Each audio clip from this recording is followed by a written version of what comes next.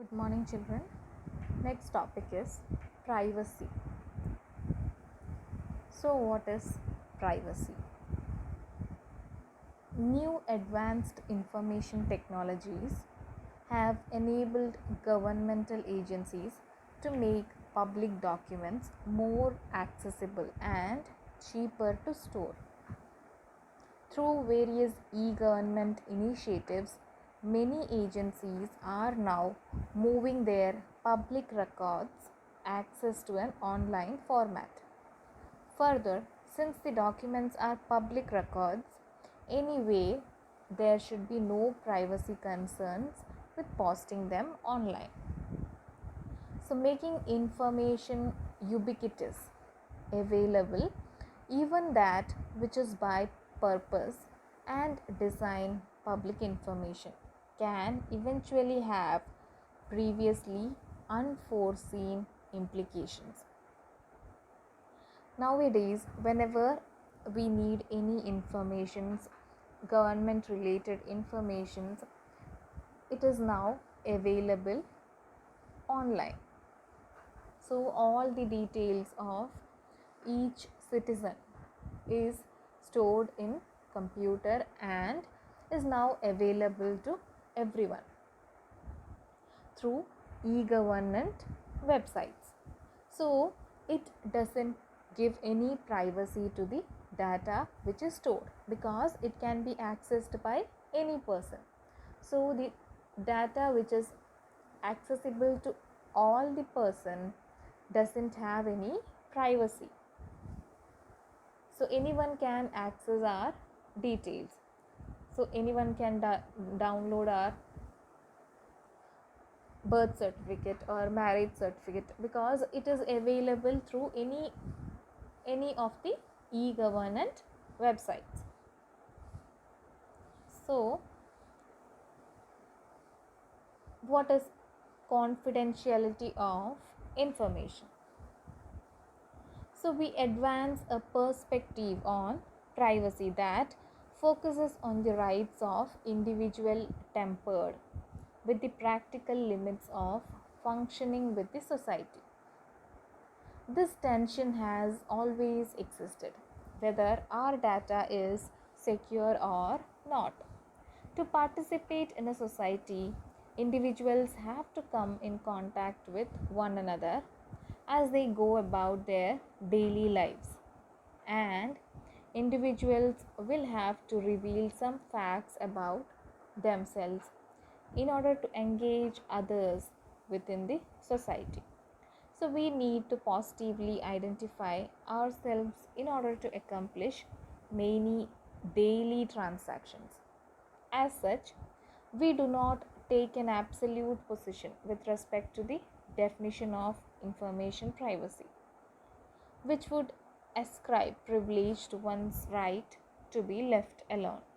We suggest that while active participation in a society means that one cannot presume to be left completely alone, individuals should enjoy a claim of privacy in society such that they may determine what information about themselves should be known to others, unless there is some probable cause that they have engaged in illegal activity.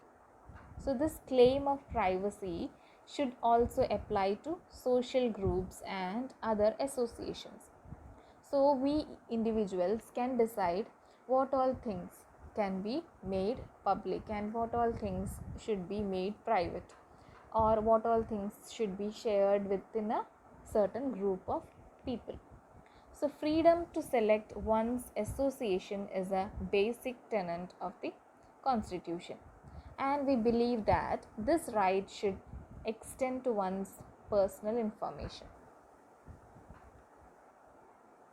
Then, future of privacy. So, increasing globalization will affect issues of privacy and access as well. As corporate boundaries become increasingly international and worldwide marketing, trade, and communication became even more commonplace.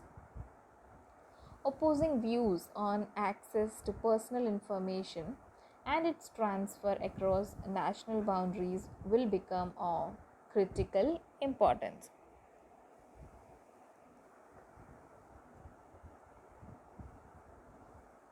Then, how information privacy is compromised. Many people are unaware that when we go online, we leave an electronic record of our movements, and we can unwittingly provide personal information to people and organizations that track such data. So, whenever we visit any web page or any websites, then our informations are being tracked by those websites, and we unknowingly are sharing our information such as IP address and few other informations may be tracked.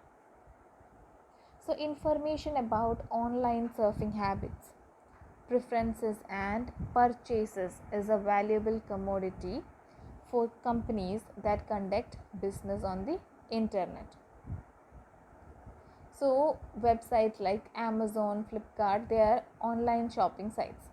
So, they track information like our previous searching history or communication technologies allow personal information to be compiled from several sources to reveal patterns in online behavior. The collected information can be sold or traded to third parties such as government departments, law enforcement agencies, or business. Electronic tracking devices such as cookies, web bugs, and spyware are common means of tracking our online behavior.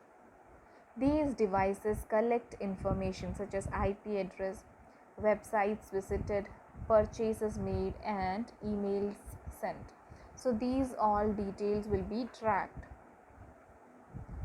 and will be sold to other third party. Next is cookies. Let us see what is a cookies. A cookie is an electronic text file that a website parks on a visitor's browser. Whenever we visit a website, the website leaves a text file in our computer, in our web browser. It is called cookie. So, it can be either a session cookie, which expires when the visitor leaves a website,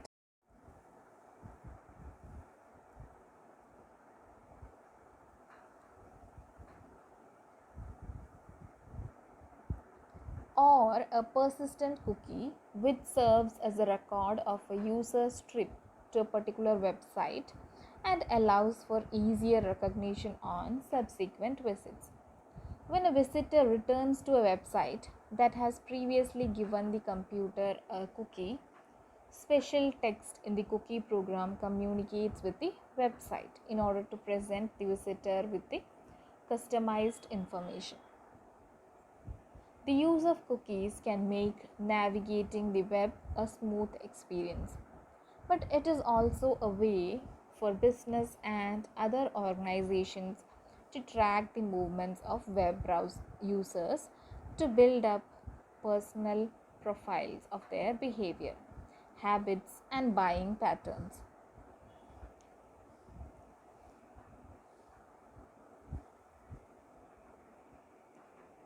Next is web bugs.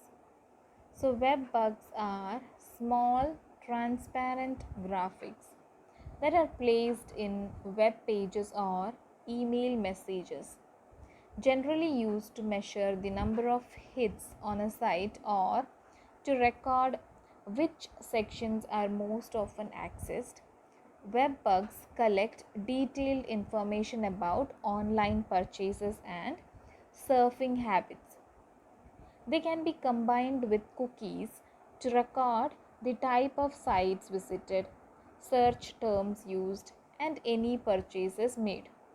They can also access any personal information that visitors may submit when they register for an online service or enter a contest.